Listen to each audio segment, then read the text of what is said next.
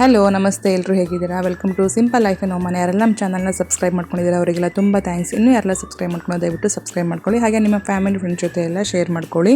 ಸುಮಾರಷ್ಟು ಜನ ಭಾಳ ಪ್ರೀತಿಯಿಂದ ಸಬ್ಸ್ಕ್ರೈಬ್ ಮಾಡ್ಕೊತಿದ್ದೀರಾ, ಅವರಿಗೆಲ್ಲ ತುಂಬ ಥ್ಯಾಂಕ್ಸ್. ಹಾಗೆ ಹೀಗೆ ಸಪೋರ್ಟ್ ಮಾಡ್ತಾ ಇರಿ. ಹಾಗೆ ಎಲ್ಲ ವೀಡಿಯೋಸ್ನ ನಿಮ್ಮ ಫ್ಯಾಮಿಲಿ ಫ್ರೆಂಡ್ಸ್ಗೆಲ್ಲ ಶೇರ್ ಮಾಡಿ ಸಬ್ಸ್ಕ್ರೈಬ್ ಮಾಡ್ಕೊಳ್ಳಿಕ್ಕೆ ಹೇಳಿ. ಈಗ ನನ್ನ ಸಣ್ಣ ಮಗನಿಗೆ ನನ್ನ ಹಸ್ಬೆಂಡ್ ಸ್ನಾನ ಮಾಡಿಸಿ ಬಿಟ್ಟಿದ್ರು. ಅವ್ರ ಅಣ್ಣನ ಜೊತೆ ಎಲ್ಲ ಗಲಾಟೆ ಎಲ್ಲ ಮಾಡಿ ಅವನಿಗೆ ಹೆದರಿಸಿ ಈಗ ಅವನು ರೆಡಿಯಾಗಿ ಆಟ ಆಡ್ತಾ ಇದ್ದಾನೆ. ಅವನಿಗೆ ಫ್ರೂಟ್ಸ್ ಬೇಕಾಗಿದೆ, ಈಗ ಅದಕ್ಕೆ ಕೊಡಿ ಅಂತ ಗಲಾಟೆ ಮಾಡ್ತಾ ಇದ್ದಾನೆ.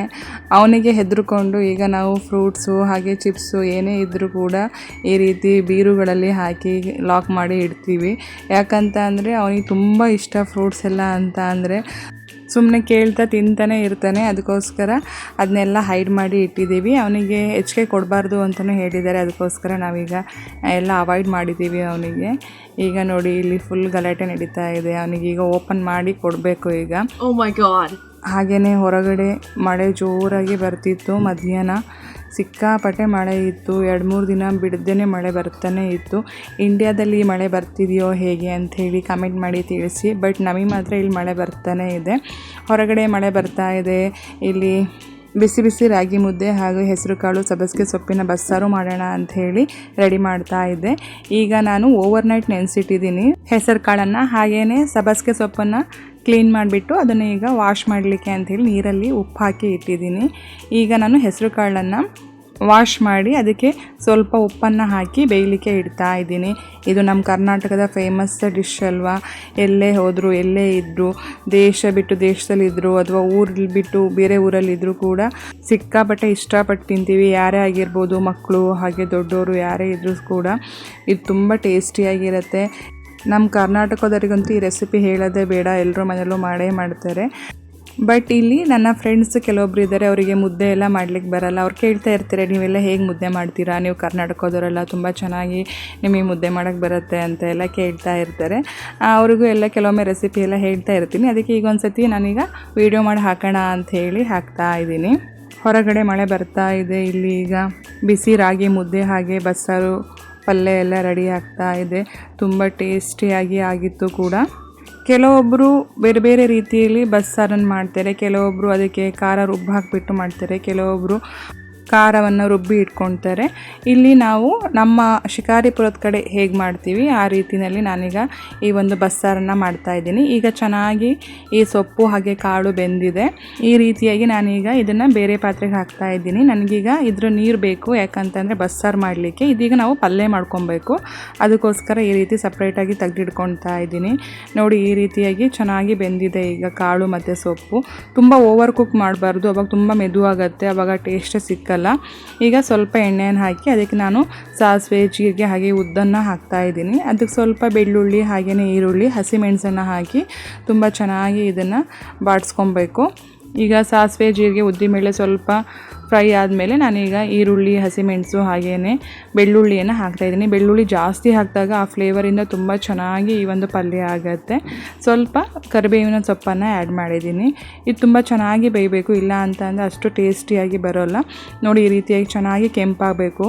ಈಗ ನಾನು ಇದಕ್ಕೆ ಸ್ವಲ್ಪ ಉಪ್ಪನ್ನು ಆ್ಯಡ್ ಮಾಡ್ತಾಯಿದ್ದೀನಿ. ನಾವು ಬೇಯಲಿಕ್ಕೂ ಉಪ್ಪು ಹಾಕಿರ್ತೀವಿ, ಅದಕ್ಕೆ ನೋಡಿಬಿಟ್ಟು ನೀವು ಇದನ್ನು ಆ್ಯಡ್ ಮಾಡಬೇಕು. ಈಗ ಸ್ವಲ್ಪ ಈ ರೀತಿ ಇದನ್ನು ಚೆನ್ನಾಗಿ ಮಿಕ್ಸ್ ಮಾಡಿಕೊಂಡು ಈಗ ನಾನು ಈಗ ಬೇಯಿಸಿಟ್ಟಿರೋ ಸೊಪ್ಪು ಮತ್ತು ಕಾಳನ್ನು ಈಗ ಮಿಕ್ಸ್ ಮಾಡ್ತಾ ಇದ್ದೀನಿ. ನೋಡಿ ಈಗ ಸಪ್ರೇಟ್ ಆಗಿದೆ ನೀರು. ಈ ನೀರನ್ನ ಎಸಿಲಿಕ್ಕೆ ಹೋಗಬೇಡಿ, ಯಾಕಂದರೆ ನಮಗೆ ಸಾರು ಮಾಡಲಿಕ್ಕೆ ಆ ಒಂದು ನೀರೇ ಬೇಕು. ಈಗ ನಾನು ಬೇಯಿಸಿಟ್ಟಿರೋ ಕಾಳು ಮತ್ತು ಸೊಪ್ಪನ್ನು ಹಾಕ್ತಾ ಇದ್ದೀನಿ ಒಗ್ಗರಣೆಗೆ. ಈಗ ಇದನ್ನು ಚೆನ್ನಾಗಿ ಮಿಕ್ಸ್ ಮಾಡಬೇಕು. ಇದು ತುಂಬ ಚೆನ್ನಾಗಾಗುತ್ತೆ. ಇದ್ರ ಮುಂದೆ ಯಾವುದೇ ನಾನ್ ವೆಜ್ ಊಟನೂ ಲೆಕ್ಕಕ್ಕೆ ಬರಲ್ಲ, ಅಷ್ಟು ಟೇಸ್ಟಿಯಾಗಿರುತ್ತೆ. ಈಗ ನೋಡಿ ಪಲ್ಯ ರೆಡಿಯಾಗಿದೆ. ಈಗ ಸಾರನ್ನು ಮಾಡಲಿಕ್ಕೆ, ಬಸ್ಸಾರನ್ನು ಮಾಡಲಿಕ್ಕೆ ನಾನೀಗ ಸ್ವಲ್ಪ ಬೆಳ್ಳುಳ್ಳಿ ಹಾಗೇನೆ ಹಸಿಮೆಣಸು, ಜೀರಿಗೆ, ಹುಣಸೆ ಹಣ್ಣನ್ನು ತೊಗೊಂಡಿದ್ದೀನಿ. ಹುಣಸೆ ಹಣ್ಣು, ಜೀರಿಗೆ, ಬೆಳ್ಳುಳ್ಳಿ ಹಾಗೆ ಹಸಿಮೆಣಸು ಇದೆಲ್ಲ ಹಾಕಿ ಸ್ವಲ್ಪ ಉಪ್ಪನ್ನು ಹಾಕಿ ಇದನ್ನ ಚೆನ್ನಾಗಿ ರುಬ್ಕೊಬೇಕು. ರುಬ್ಬುವಾಗ ಇದಕ್ಕೆ ನಾವು ಮಾಡಿಟ್ಟಿದ್ವಲ್ಲ ಪಲ್ಯ, ಕಾಳು ಮತ್ತು ಸೊಪ್ಪನ್ನು ಹಾಕಿ ಅದನ್ನು ಸ್ವಲ್ಪ ತೆಗೆದುಕೊಂಡು ಇದಕ್ಕೆ ಮಿಕ್ಸ್ ಮಾಡಬೇಕು. ಆವಾಗ ಇದು ತುಂಬ ಟೇಸ್ಟಿಯಾಗಿ ಬರುತ್ತೆ. ಈಗ ನಾವು ಹುಣಸೆ ಹಣ್ಣು ಹಾಗೆಯೇ ಜೀರಿಗೆ, ಹಸಿಮೆಣಸು ರುಬ್ಕೊಂಡಿದ್ದೀವಲ್ಲ ಅದೇ ಒಂದು ಜಾರಿಗೆ ನಾವೀಗ ಈ ಪಲ್ಯವನ್ನು ಹಾಕೋಣ, ರುಬ್ಕೊಂಡು ಬರಬೇಕು. ಈಗ ನೋಡಿ ಈಗ ಕಾಳು ಮತ್ತು ಸೊಪ್ಪು ಬಸ್ತಿರೋ ನೀರಿದೆ, ಹಾಗೆ ಈಗ ನಾವು ರುಬ್ಕೊಂಡಿರೋ ಈ ಒಂದು ನಾವು ರುಬ್ಕೊಂಡಿರೋ ಈ ಖಾರ ಈಗ ರೆಡಿ ಇದೆ. ಇದನ್ನು ನಾವು ಇದಕ್ಕೆ ಮಿಕ್ಸ್ ಮಾಡ್ಕೊಬೇಕು. ಈ ರೀತಿ ರುಬ್ಬಿರೋ ಖಾರವನ್ನು ಹಾಕಿ ಇದನ್ನು ಚೆನ್ನಾಗಿ ಮಿಕ್ಸ್ ಮಾಡಬೇಕು. ನೀರಿನೊಟ್ಟಿಗೆ ನಾವು ರುಬ್ಲಿಕ್ಕೂ ಉಪ್ಪು ಹಾಕಿರ್ತೀವಿ, ಹಾಗೆ ಕಾಳು ಮತ್ತು ಸೊಪ್ಪನ್ನು ಬೇಯಿಸ್ಲಿಕ್ಕೂ ಉಪ್ಪು ಹಾಕಿರ್ತೀವಿ. ಅದಕ್ಕೆ ಉಪ್ಪನ್ನು ನೋಡಿಬಿಟ್ಟು ನೀವು ಆ್ಯಡ್ ಮಾಡ್ಕೊಬೇಕು. ಬೇಕಿದ್ರೆ ಉಪ್ಪು ಹಾಕ್ಬೋದು, ಇಲ್ಲ ಅಂತಂದರೆ ಅದೇ ಉಪ್ಪು ಸಾಕಾಗಿರುತ್ತೆ. ಈಗ ನಮ್ಮ ಪಲ್ಯ ಕೂಡ ರೆಡಿಯಾಗಿದೆ, ಹಾಗೆ ನಮ್ಮ ಬಸ್ಸಾರು ಕೂಡ ರೆಡಿಯಾಗಿದೆ. ಈಗ ರಾಗಿ ಮುದ್ದೆ ಹೇಗೆ ಮಾಡೋದು ಅಂತ ನೋಡೋಣ. ನಾನೀಗ ಒಂದು ಪಾತ್ರೆನ ತೊಗೊಂಡು ಅದಕ್ಕೆ ನೀರನ್ನು ಹಾಕ್ಕೊಂಡಿದ್ದೀನಿ. ನೀರನ್ನು ಹಾಕಿದ ನಂತರ ಈಗ ರಾಗಿ ಹಿಟ್ಟನ್ನು ಹಾಕ್ತಾ ಇದ್ದೀನಿ. ರಾಗಿ ಹಿಟ್ಟನ್ನು ಹಾಕಿ ಕಲಿಸ್ತಾ ಇದ್ದೀನಿ ಚೆನ್ನಾಗಿ. ನಾನು ಸ್ಟವ್ ಮೇಲೆ ಇಟ್ಟಿಲ್ಲ ಇದನ್ನು, ಹಾಗೆ ಇದನ್ನು ಕಲಿಸ್ಕೊತಾ ಇರೋದು. ಈಗ ಆ ನಂತರ ನಾವು ಇದನ್ನ ಸ್ಟವ್ ಮೇಲೆ ಬಾಯ್ಲ್ ಆಗಲಿಕ್ಕೆ ಇಡಬೇಕು. ಈ ರೀತಿ ಚೆನ್ನಾಗಿ ಬಾಯ್ಲ್ ಆಗಬೇಕು. ನೀರು ಮತ್ತು ರಾಗಿ ಹಿಟ್ಟು ಈ ರೀತಿ ಚೆನ್ನಾಗಿ ಬಾಗಿಲಾದ ನಂತರ ಬೇಕಿದ್ರೆ ನೀವು ಉಪ್ಪನ್ನು ಆ್ಯಡ್ ಮಾಡ್ಬೋದು, ಅವಾಗ ಇನ್ನೂ ಚೆನ್ನಾಗಿ ಟೇಸ್ಟಿಯಾಗಿ ಬರುತ್ತೆ. ಈಗ ನಾನೀಗ ಇದು ಚೆನ್ನಾಗಿ ಬಾಗಿಲಾಗುವಾಗ ಈಗ ನಾನು ಇದಕ್ಕೆ ರಾಗಿ ಹಿಟ್ಟನ್ನು ಆ್ಯಡ್ ಮಾಡ್ತಾ ಇದ್ದೀನಿ. ರಾಗಿ ಹಿಟ್ಟನ್ನು ಹಾಕಿ ಇದು ಚೆನ್ನಾಗಿ ನಾವು ಕಲಿಸ್ತಾ ಬರಬೇಕು, ಇಲ್ಲ ಅಂತಂದರೆ ಗಂಟಾಗಿಬಿಡತ್ತೆ. ರಾಗಿ ಮುದ್ದೆಗೆ ನುಚ್ಚನ್ನು ಹಾಕಿ ಹಾಗೆಯೇ ಅನ್ನವನ್ನು ಹಾಕಿ ಅದನ್ನು ಕುದಿಸಿ ಆನಂತರ ರಾಗಿ ಹಿಟ್ಟನ್ನು ಹಾಕಿ ಮಾಡ್ತಾರೆ. ಅದು ಚೆನ್ನಾಗಿರುತ್ತೆ. ನಮ್ಮ ಅಮ್ಮನ ಮನೇಲಿ ಮಾಡೋದು ಅದೇ ರೀತಿ, ನಮ್ಮ ಅಪ್ಪಂಗೆ ಅದೇ ರೀತಿಯಲ್ಲೇ ನಾವು ಮುದ್ದೆಯನ್ನು ಮಾಡಿಕೊಡ್ಬೇಕು. ಅವ್ರಿಗೆ ಇಲ್ಲಾಂದರೆ ಇಷ್ಟ ಆಗಲ್ಲ. ಆದರೆ ನನಗೆ ನಮ್ಮ ಅತ್ತಿಗೆಮ್ಮ ಮಾಡ್ತಾರೆ ಈ ರೀತಿಯಲ್ಲಿ ಮುದ್ದೆ, ನನಗದು ತುಂಬ ಇಷ್ಟ. ನಾನು ಅದಕ್ಕೆ ಈ ರೀತಿಯೇ ಮಾಡೋದು. ಹಾಗೆ ನನ್ನ ಹಸ್ಬೆಂಡಿಗೂ ಈ ರೀತಿಯಲ್ಲೇ ಮಾಡಿದ್ರೆ ಅವರಿಗೂ ಇಷ್ಟ ಆಗೋದು. ಅದಕ್ಕೆ ನಾನು ಜಾಸ್ತಿ ಇದೇ ರೀತಿಯಲ್ಲಿ ಮುದ್ದೆಯನ್ನು ಮಾಡ್ತೀನಿ. ಬಟ್ ಅಮ್ಮನ ಮನೆಗೆ ಹೋದಾಗ ಮಾತ್ರ ನುಚ್ಚು ಅಥವಾ ಅಕ್ಕಿ ಈ ರೀತಿ ಹಾಕಿಬಿಟ್ಟೆ ಮುದ್ದೆಯನ್ನು ಮಾಡುವಂಥದ್ದು. ಹಾಗೆ ಇಲ್ಲಿ ಏನಾದರೂ ಎಕ್ಸ್ಟ್ರಾ ಅನ್ನ ಏನಾದರೂ ಉಳಿದಿದ್ದರೂ ಕೂಡ ಅದೇ ರೀತಿಯೇ ಮಾಡ್ತೀನಿ, ಅದು ತುಂಬ ಚೆನ್ನಾಗಿರುತ್ತೆ. ಬಟ್ ಶುಗರ್ ಇದ್ದವರಿಗೆಲ್ಲ ಆದರೆ ಈ ರೀತಿ ಮುದ್ದೆ ಮಾಡ್ಕೊಂಡು ತಿನ್ನೋದೇ ತುಂಬ ಉತ್ತಮ. ಯಾಕಂತಂದರೆ ರೈಸನ್ನು ಅವಾಯ್ಡ್ ಮಾಡಬೇಕು ಅಂದಾಗ ಈ ರೀತಿ ಮುದ್ದೆ ಮಾಡ್ಕೊಂಡು ತಿಂದಾಗ ತುಂಬ ಚೆನ್ನಾಗಿರುತ್ತೆ. ನೋಡಿ, ಈ ರೀತಿ ಗಂಟು ಇಲ್ದಂಗೆ ತುಂಬ ಚೆನ್ನಾಗಿ ಇದನ್ನು ನಾವು ಮಿಕ್ಸ್ ಮಾಡ್ಕೊಬಾರ್ದು. ಈಗ ನಾನು ತೋರಿಸ್ಕೊಟ್ನಲ್ಲ, ಫಸ್ಟಿಗೆ ನಾವು ಹಿಟ್ಟನ್ನು ಹಾಕಿ ಅದಕ್ಕೆ ನೀರನ್ನು ಹಾಕಿ ಅದನ್ನು ಕುದಿಸ್ಕೊಂಡು ಆ ನಂತರ ಹಿಟ್ಟನ್ನು ಹಾಕಿ ಈ ರೀತಿ ಮಿಕ್ಸ್ ಮಾಡೋದ್ರಿಂದ ಗಂಟುಗಳಾಗೋ ಸಾಧ್ಯತೆ ಕಮ್ಮಿ ಇರುತ್ತೆ. ಹಾಗೆ ನಾವು ಎಷ್ಟು ಚೆನ್ನಾಗಿ ಇದನ್ನು ಮಿಕ್ಸ್ ಮಾಡಿರ್ತೀವೋ ಅಷ್ಟು ಚೆನ್ನಾಗಿ ಈ ಮುದ್ದೆ ಬರುತ್ತೆ ಅಂತ ಹೇಳ್ಬೋದು. ಈ ರೀತಿ ಚೆನ್ನಾಗಿ ಇದನ್ನು ನಾವು ಮಿಕ್ಸ್ ಮಾಡ್ಕೊಬೇಕು. ಆ್ಯಕ್ಚುಲಿ ಏನಂತ ಅಂದರೆ ಈ ರೀತಿ ಮುದ್ದೆ ಮಾಡಲಿಕ್ಕಂತಲೇ ಒಂದು ಕೋಲ್ ಇರುತ್ತೆ, ಅದಿಲ್ಲ ನಮ್ಮ ಹತ್ರ ಇಲ್ಲ. ಅದಕ್ಕೋಸ್ಕರ ನಾನು ಈ ರೀತಿ ಒಂದು ಕೋಲ್ನಲ್ಲೇ ಮಾಡ್ಕೊತೀನಿ. ಈಗ ಮುದ್ದೆ ಎಲ್ಲ ಆಗಿದೆ. ಈಗ ಒಂದು ತಟ್ಟೆಗೆ ಸ್ವಲ್ಪ ನೀರನ್ನು ಹಚ್ಕೊಂಡ್ಬಿಟ್ಟು ಇದಕ್ಕೆ ನಾವು ಚೆನ್ನಾಗಿ ಬೆಂದಿರುವಂಥ ಈ ಹಿಟ್ಟನ್ನು ಈ ರೀತಿ ತಟ್ಟೆಗೆ ಹಾಕ್ಕೊಂಡು ಅದಕ್ಕೆ ಸ್ವಲ್ಪ ನಮ್ಮ ಕೈ ನೀರನ್ನು ಮುಟ್ಸ್ಕೊಂಡು ನಾವು ಚೆನ್ನಾಗಿ ಈ ರೀತಿ ಮುದ್ದೆಯನ್ನು ಕಟ್ಟಬೇಕು. ಈ ಮುದ್ದೆ ಮಾಡಲಿಕ್ಕೂ ಒಂದು ಮರಬಟ್ಲು ಅಂತ ಹೇಳಿ ಸಿಗುತ್ತೆ, ಬಟ್ ನಮ್ಮ ಹತ್ರ ಇಲ್ಲ ಈಗ. ಅದಕ್ಕೋಸ್ಕರ ನಾನು ಈ ರೀತಿ ತಟ್ಟೆಲ್ಲೇ ಮಾಡ್ಕೊತೀನಿ. ನಾನು ಯಾವುದೇ ವಸ್ತುಗಳಿಲ್ಲ ಅಂತಂದರೆ ತುಂಬ ಟೆನ್ಷನ್ ಮಾಡ್ಕೊಳಕ್ಕೆ ಹೋಗಲ್ಲ. ಯಾಕಂತಂದರೆ ನನ್ನ ಹತ್ರ ಏನು ಅವೈಲೇಬಲ್ ಇರುತ್ತೋ ಅದರಲ್ಲೇ ಏನು ಅಡುಗೆ ಮಾಡಲಿಕ್ಕಾಗತ್ತೋ ಅದರಲ್ಲೇ ಮಾಡಿಬಿಡ್ತೀನಿ. ತುಂಬ ಕಾಂಪ್ಲಿಕೇಟ್ ಎಲ್ಲ ಮಾಡ್ಕೊಳಕ್ಕೆ ಹೋಗಲ್ಲ ಅಡುಗೆಯಲ್ಲಿ.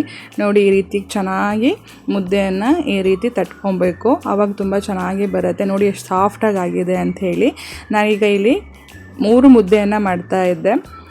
ನೋಡಿ, ಈ ಮುದ್ದೆ ಎಷ್ಟು ರೌಂಡಾಗಿ ಎಷ್ಟು ಚೆನ್ನಾಗಿ ಬಂದಿದೆ ಅಂತ ಹೇಳಿ.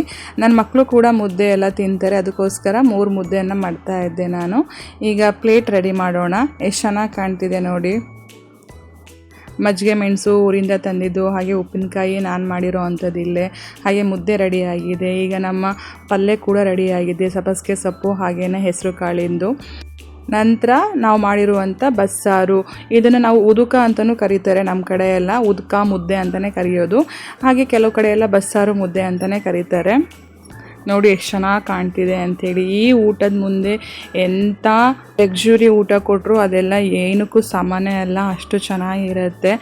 ನೋಡಿ, ಮುದ್ದೆ ಕೂಡ ರೆಡಿಯಾಗಿದೆ, ಪಲ್ಯನೂ ರೆಡಿ ಇದೆ. ಈಗ ನಾವು ಊಟ ಮಾಡೋದು ಒಂದೇ ಬಾಕಿ. ಹಾಗೆ ನನ್ನ ಮಕ್ಕಳು ಕೂಡ ಇಷ್ಟಪಟ್ಟು ತಿಂತಾರೆ. ನಾವು ಇಂಡಿಯಾದಲ್ಲಿ ಇದ್ವಲ್ಲ 1 ವರ್ಷ, ಆವಾಗ ನಮ್ಮ ಅಪ್ಪ ನನ್ನ ಮಗನಿಗೆಲ್ಲ ಕಲಿಸ್ಕೊಟ್ಟಿದ್ದಾರೆ.